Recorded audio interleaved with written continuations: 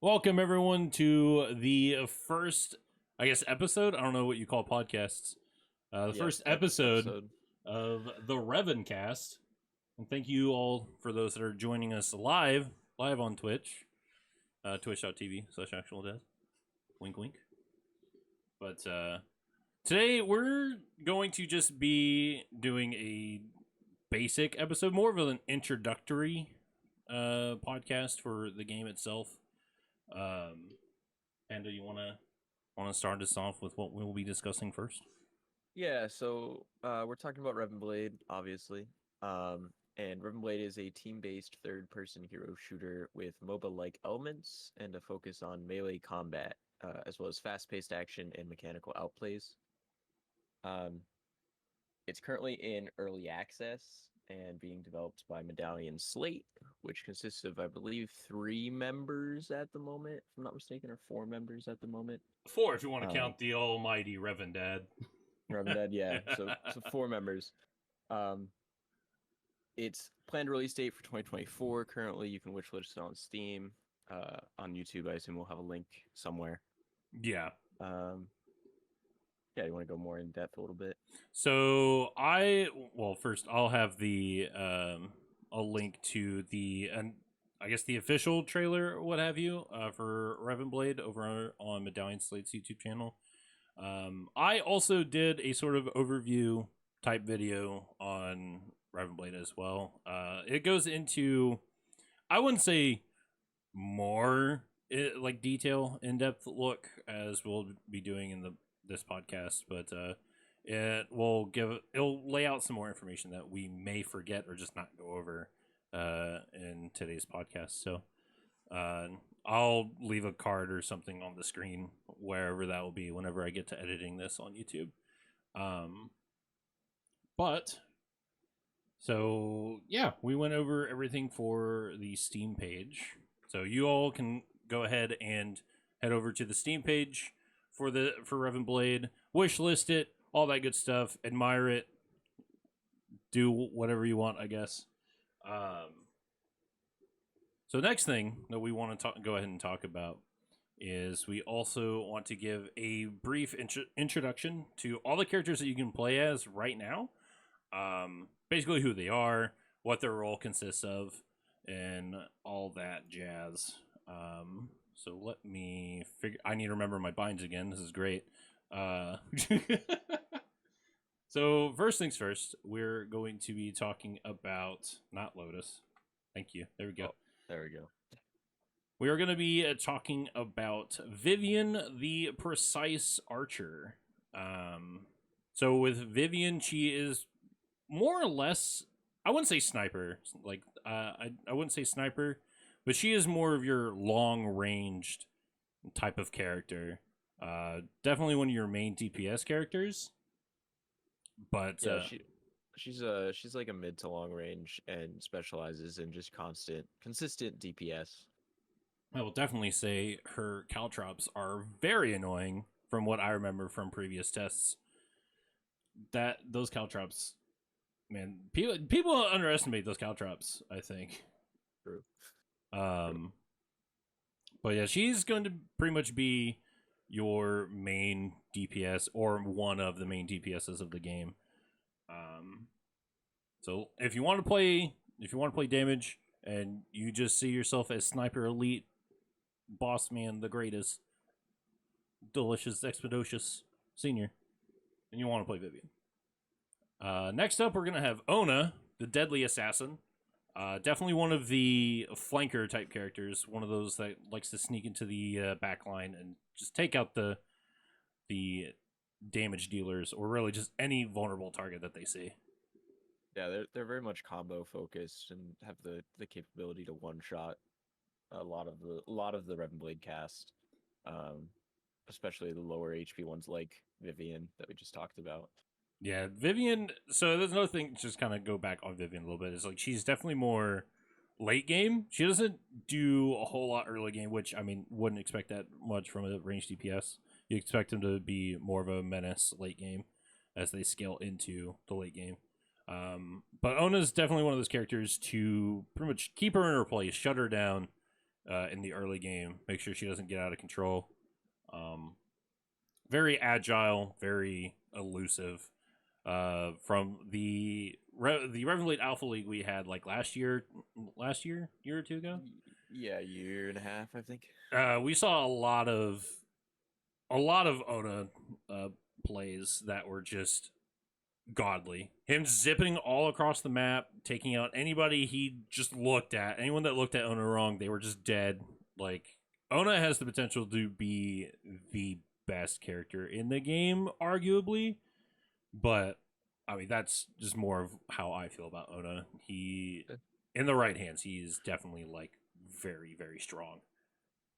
Yeah, I would agree. Next up, we're going to have Kaizen, the Agile Warrior. This fucking guy. He's got a decent amount of mobility to him. Not only with his mobility skill, just letting him fly around, but also with his backflip. Not only dealing damage, but giving him a decent like kickback. You know, like a backflip. Yeah, he's very much he's like a mobile controller type thing. You know, he has a bubble that you can throw, which prevents enemies from jumping and using mobility, and he has a stun as well. So he's just frustrating to play against. You know, you combine mobility and control, and he's a pain in the ass. Yeah, like he's got some great stuff in this kit. Kind of a bruiser-y. Yeah. He can take quite a bit of hits, and as he takes hits, he also deals more damage. The less health he is, which is kind of scary when you think about it, because he has like a big health pool, not as big as the next character we'll talk about, but definitely not as a health pool you can just scoff at. But with that said, going into our next character, Bulwark, the hardened tank. This is pretty much your de facto tank.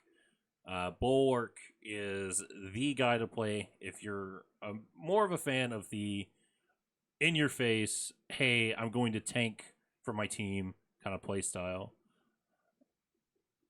Yeah, he's definitely he's the front line that we currently have in Rivenblade, right? He leaps in, always wants to be the first person in the fray, and is probably one of the only characters right now that is considered like a must pick, where you know to have a competitive roster, you should really have a tank player or a bulwark player in this case. Yeah, like right now, considering just where Revenblade is at, it's like Panda just said, you almost always want to have Bulwark on your team because he is like the tank that Revenblade has right now.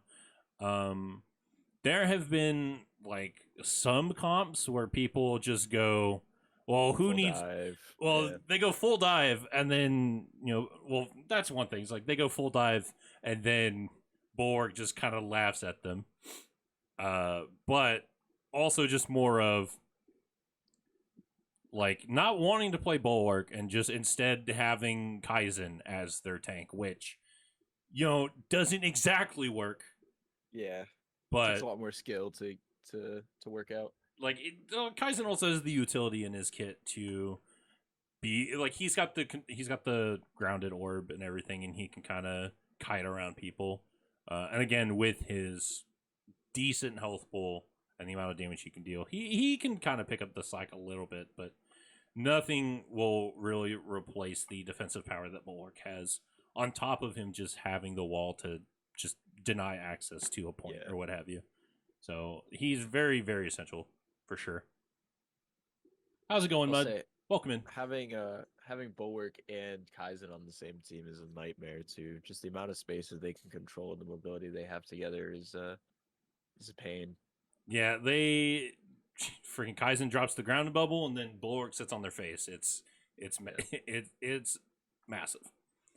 This game up to play, or do they only do test phases? So the game's not like open. The devs pretty much open up the servers whenever things need to be tested, more or less. It's not exactly fully accessible right now. You can still jump into the game and mess around in the training range. I just sent the Discord link where you can find more information. Oh, okay. Well, it got started out. Yeah. But I'll also have links to the best that I can do for YouTube right now. But I will have links and everything in the video description because if you can't make it to the stream, then I'll definitely be having it up on YouTube. So no need to worries there.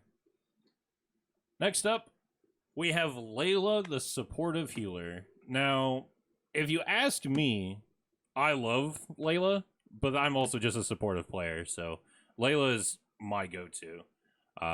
She's arguably another must-have, but we've had several games in the past where it can go pretty back and forth, and neither team has Layla. Yeah, I think Layla is interesting because I would also consider Bulwark and Layla like the two must picks in the team, but there's not a lot of people right now that actually enjoy playing Layla, which kind of means that she's not picked as often. Which I actually think makes more interesting comps, but the support that Layla offers is just ridiculous. Between she has a speed boost and just constant healing output, depending on how much damage she's doing. So she's in the middle of the fray, especially with Bulwark. You know, she can just keep Bulwark alive for ages. Yeah, that Um, also depends on the skill of the Layla, right?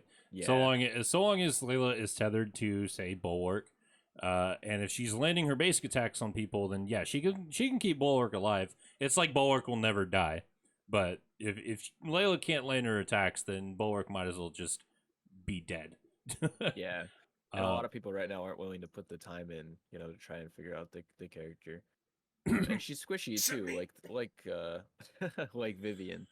yeah, Um, so you know, if there's a good assassin or a good Lotus, we'll talk about later on the enemy team, then she can just get shut down pretty easily. yeah, that's probably one of her drawbacks. Is just the fact that if you're not attentive or you're not paying too much attention, Layla could easily just be blown out of the water. And then your team's just left without a healer for, so much time, depending on like how late in the game you are, because as the game progresses, the respawn timers are longer compared to early game. Um so yeah, just gotta be a bit more careful whenever you play Layla. But she is very dangerous if you can get a hang of Layla. She's she's great. I love Layla, but I've said that so many times already. Next up is Kaya, the exquisite mage. Now, Kaya is pretty much is another ranged CPS, but not in the same vein as Vivian. She is more of like a zoning controlling type of ranged DPS. Yeah, a lot of the you know, if you separate the characters out into classes, the mage class is supposed to be about area denial, and Kaya does that exquisitely, like you named her. Um, and she has like some burst potential, but she has very little mobility, and again is pretty squishy, like Vivian and Layla. So she really does like her main role is just you have to control the space from a safe spot in the back line. But if you can do that, then her damage output is some of the highest in the game. Absolutely. She just covers a whole bunch of areas with the map with how big her her skills, like how much ground her skills cover. I literally cannot find the words. I'm having a stroke. But like her R&B goes quite a distance forward, and then her heavy, uh, she conjures up some energy and a decent area, um, building up the marks as well because she has a stack mechanic that all of her abilities supply stacks, and then if you consume all the stacks, depending on what ability uh, depleted the stacks do different things. So she's got a bit of combo play in her kit as well, but And the it, big draw and it, is the combo play or the yeah, it really zoning. makes it like a high skill cap character. Like if you're really good at tracking which characters are marked up and then using the proper ability when, it's just like, you know, it adds extra depth to the character that some of the other ones that are meant for you know, like beginners or newer players don't have. It just makes her enjoyable to play no matter if you have like 5 hours on her or 50 hours on her, and she's still fun. For sure. She's definitely a lot more interesting than she was back in the day. Yeah. So she's got a bit more to her, other than her rework that she had like some time ago. Which I would like to reiterate again. I love Kaya's design a lot. So I'm really glad that she finally got that makeover. Now I'm just waiting for Layla's. Uh, Coming soon. coming soon. TM. TM. All right. Next we have Beckett the Steamed Fighter. I would say Beckett falls more in the line as a bruiser, kind of like Kaizen, but not exactly like Kaizen. Yeah, Beckett's kind of weird because he's definitely a bruiser, but he excels very much in like the hit and run play style. He has a steam jetpack mechanic, which means that he has the highest mobility in the game currently. And he's really just like a harass, like a bruiser harass, where he can just peck your backline, force you off of sight, capture the shards around the map, just really be a thorn in your side. Very Um, much so. yeah, he does do pretty well in big team fights, but that's definitely not where he excels. Like you really want Beckett, shout out to Ravage Waffle, that's just a thorn in your side that jumps around and just refuses to die, basically. Yeah, pretty much. As soon as he pops in, he'll give you a good old freaking whack with his mallet, and then he'll fly off into the sunset with his steam Yep. pack. Fucking just see you later, nerds. So Beckett was also just one of the characters that I really gravitated to when I first started Revan Blade. One, I just liked his design. He has that sort of steampunk esque look to him, and I was like, dude, that's awesome. I want to try to play this character, and then proceeded to fail every step of the way. But he Yeah, was fun. he's very high skill cap. Like bad Beckett's are pretty easy to spot out. But good Beckett's, like I said, Ravage earlier, just a nightmare to deal with. Absolutely. If they know how to play Beckett, then your backline is going to be bruised a lot. Next up, we have God. This fucking Marcus. the contentious shooter. No one shuts up about this guy. Like I'm gonna just vent a little bit. No one shuts up about Marcus. Like Marcus is another ranged DPS, but he's a sort of stance changer in the sense that he can swap his rifle for a shotgun, so he can play sort of mid range, but also a bit more in your face. So he can go back and forth and just be a menace. But for fuck's sake, if you're in the Discord, I swear every day, every other day, there's always a discussion about Marcus.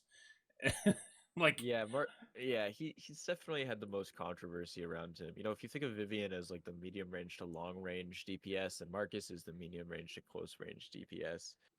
Um, Marcus says, "Tell them, devs." Uh, I will. but he's gone through a couple of different balance tuning patches. And he's meant to be good for the players that come from typical FPS games because he plays like a typical FPS character would. But we have Arrow in our Discord who's incredibly talented and basically just rolls everyone on Marcus or really any character that he plays. Even so, Layla, huh? I don't think I've ever seen him play Layla. I've seen We're him gonna play have to Layla once or twice. we're gonna have to get Arrow. No watch Marcus, Layla I'll from tell now you on. that.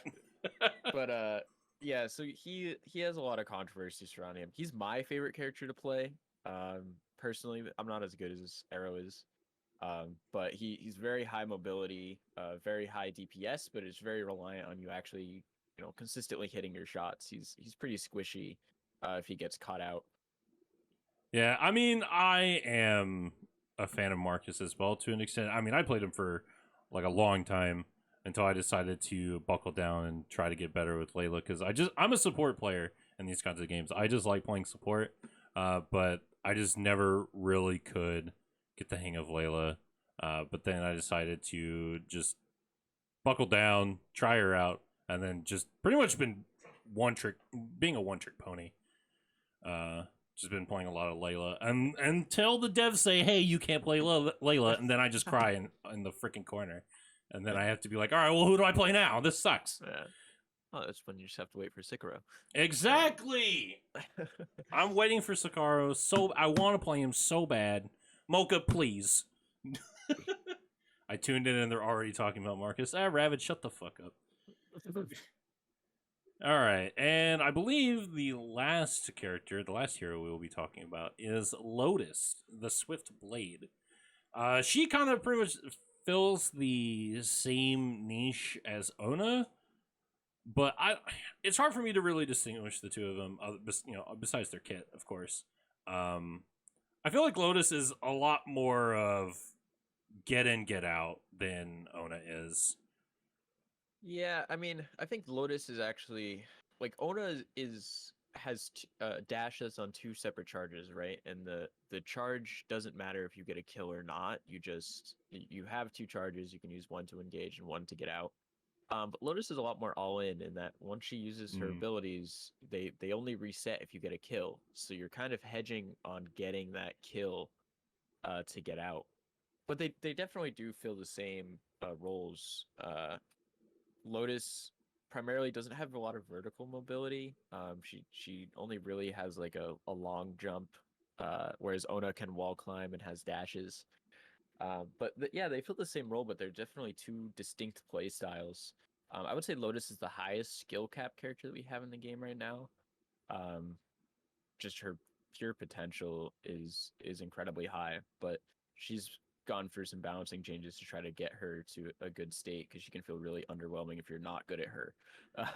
Yeah, I completely forgot about like the charges on her RMB and everything like that. So yeah, so I'll retract my statement.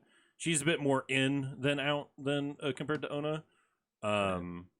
One feels pretty good now, in my opinion. Lotus, I mean, yeah, I mean, I've always enjoyed Lotus ever since that she's been released. Granted, I'm not good, but Lotus is. I found her to be more enjoyable to play than Ona. So if I end up being stuck with the flank role, then Lotus is pretty much the one I gravitate to. Her kit is just more interesting to me. Yeah, it's a lot more complicated, I would say, than Ona's. Ona's is very straightforward, kind of easy to pick up. Lotus has a little more depth to it. I will say running both of them though is a nightmare. Especially if you're playing like Vivian or Layla or someone that's relatively weak to flankers, like having to keep in mind like say they have an Ona, a Lotus, and like a Beckett. Like trying to track all three of those in your head can just be a nightmare for whoever your backline is. Yeah. So it's definitely not like you need to run either Ona or Lotus. Like running them together can be incredibly powerful. Yeah, and not to like say that Ona is like not like you can't compare Ona to Lotus or anything like that. I think having a simple assassin type character is very important for a game, and I think Ona fits that role perfectly. And Lotus is just that more. I don't want to use this word, but I can't think of another word. More advanced kind of assassin type character that I think if you've gotten used to the role and you're very comfortable with playing Ona, but you want to try something else, then Lotus is definitely that character you want to jump in on and figure out, get better with, all that good stuff. But that is pretty much all of the characters that are available in Revan Blade. Ona players aren't advanced, I guess. Okay. All right.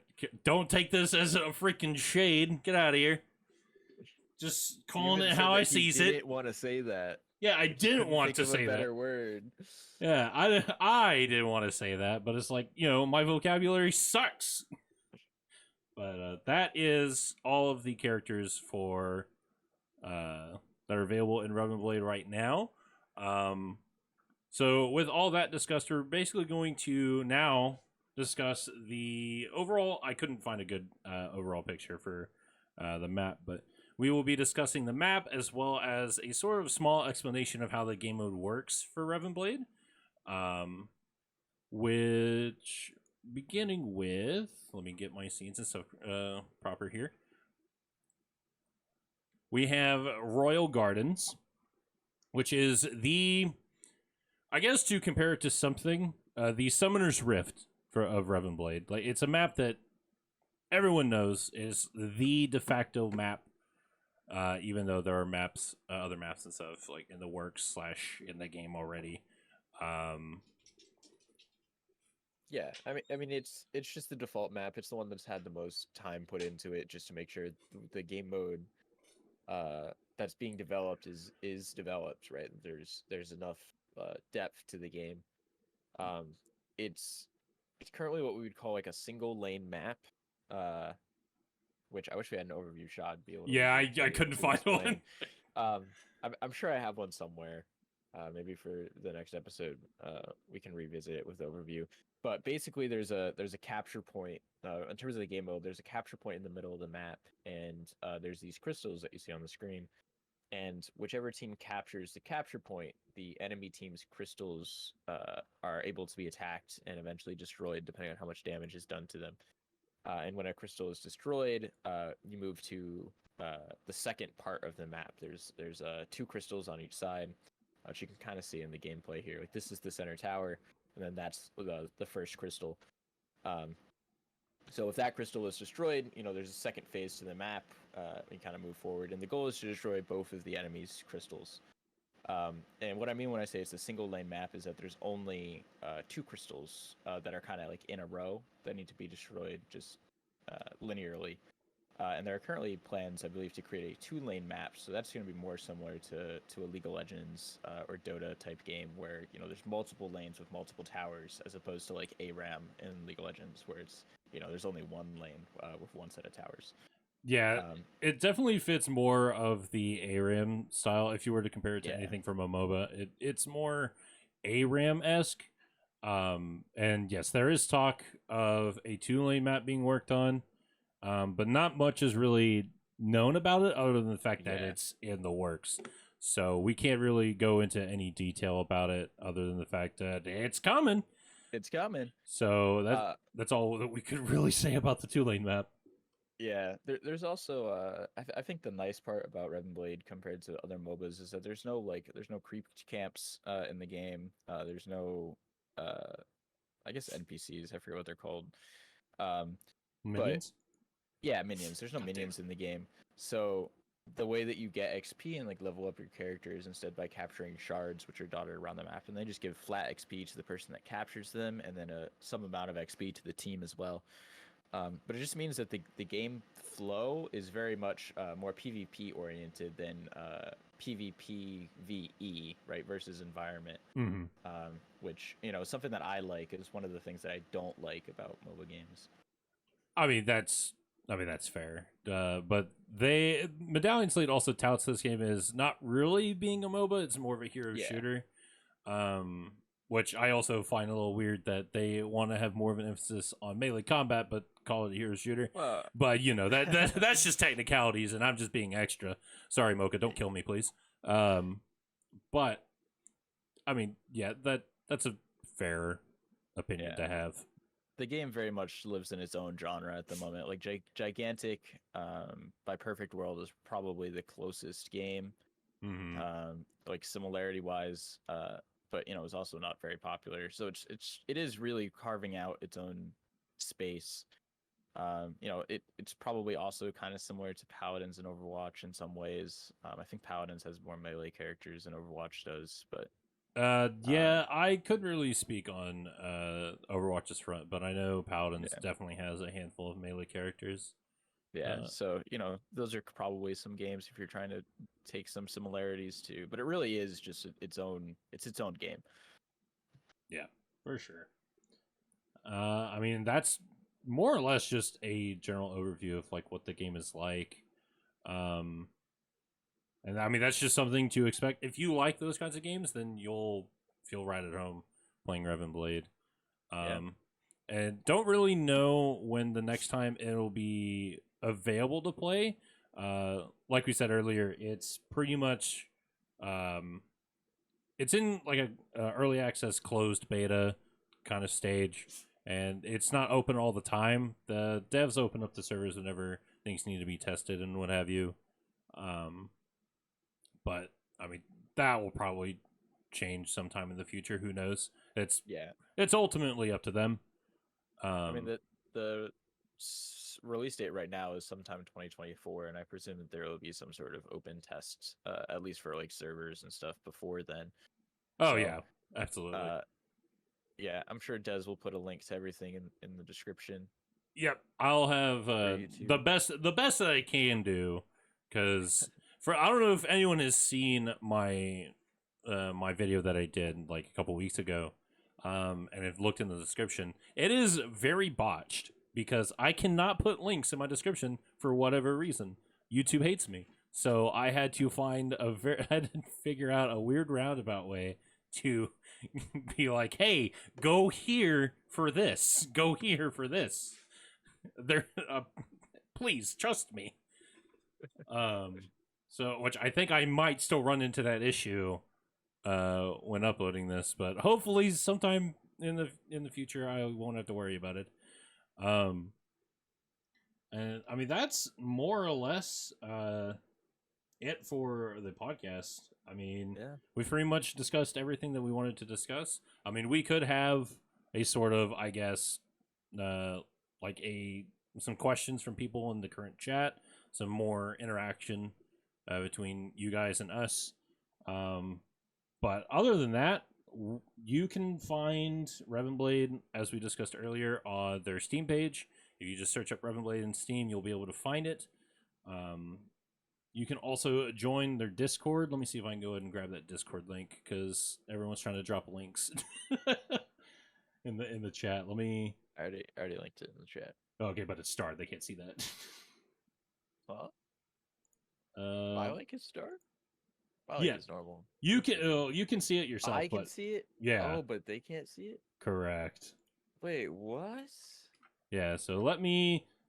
That is. I really hate Media Player. That is a link to join the Discord server. It'll bring you to the. I think I clicked and I made a link to the roadmap, because that's like the only one I could make a link to at the time. But feel free to join the Discord. Check out all the information, everything. Check out the announcement trailer as well over on their own YouTube channel. Which, if I can, I'll go ahead and link here as well. Go ahead and pop that in the chat. And let's see, is there anything else that I am forgetting? I don't think there is. I don't think so either. Yeah, I mean, there's also, you can check them out on their website. I think it's just revenblade.com. Yep. Revenblade.com. I hate the fucking Media Player. I just want to swap between my things without it minimizing. Media Player sucks. But you can check out their website, revenblade.com. And I believe they are either Revenblade or Medallion Slate on Twitter, or both. I am not too certain as of right now. But you can find them on Twitter. Follow them there for more information. Also, if you would like to, become a Patreon. I mean, us patrons, we get some information stuff before, well, everyone else, really. Yep. So we may know things that the public may not know, and that is exciting. Haha. Yeah. They're patreon.com/Revenblade. The minimum supporter is only $3 a month. But if you're $7 a month, then you get a cool little taunt in game. You get an exclusive profile badge, and you get some free in-game currency. Everybody loves free in-game currency. There's plans for that currency, but as of right now, there's nothing that the currency can be used for at the time being. But yeah, that's pretty much it. We want to thank everybody for. I'm used to doing things by myself. We want to thank you guys. Yeah, how dare I? Fuck me. But we'd like to thank you guys for tuning into the first episode of the Revencast.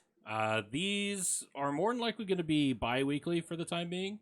So the 14th of July will be our next Revencast. And hopefully we'll have more information and everything to kind of discuss. May or may not have someone on the podcast with us. We'll see. We will see indeed. But for now, thanks again, guys, for tuning in. And you guys have a good one.